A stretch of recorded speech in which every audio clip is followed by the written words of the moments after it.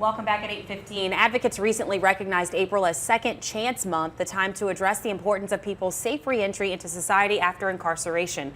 Operation Restoration helps ensure that and works to support women and girls impacted by incarceration. Operation Restoration's founder and CEO, Sarita Steib, joins us now with details on what the organization does in the community. Sarita, good morning, and thank you so much for being with us. Thank you so much for having me. So I kind of gave a brief overview about of what it is that Operation Restoration does, but expound on that if you can a little bit. Absolutely. At Operation Restoration, we have about 15 programs that addresses different points of reentry. We support with housing, direct services. We do a lot of policy and advocacy work. And we also have a multitude of educational programs that we really focus on and family reunification. And why was this this sect of society, if you will, something that you and this organization felt it was necessary to focus in on to support? It really was born out of necessity. I myself am previously incarcerated. I was incarcerated at the age of 19 and released at 29. And when I was released back into society, there just was not anything to support and help me to re-enter successfully.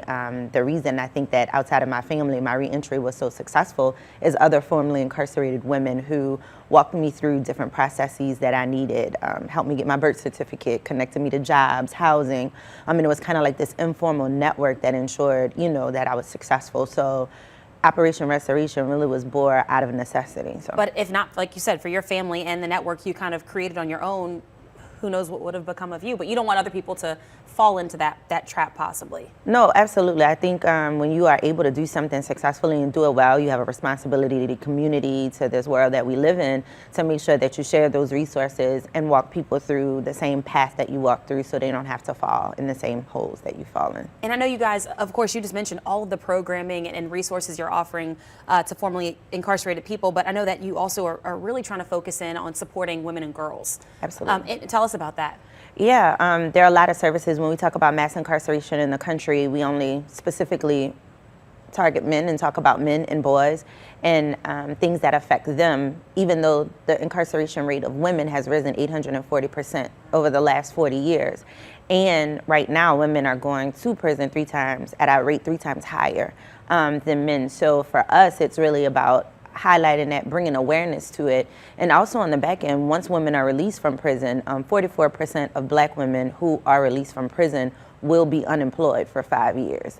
Wow. So really trying to focus on those things to help women successfully reenter, and girls as well, because most troubles start for women as girls. And you mentioned that unemployment issue that leads to even more problems for people who've been incarcerated.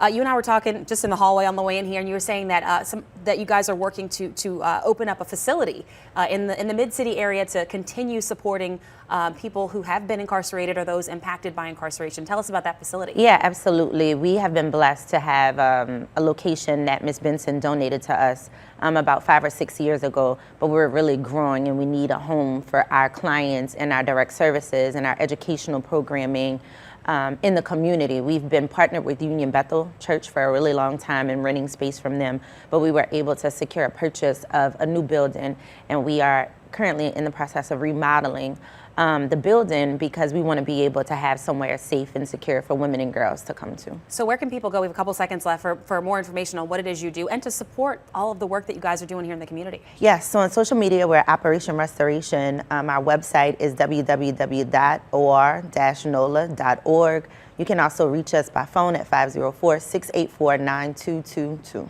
Well, Sarita, thank you so much for being with us this morning, for sharing your story and for the work you guys are doing and will keep doing in this community. Yes, ma'am. Thank you.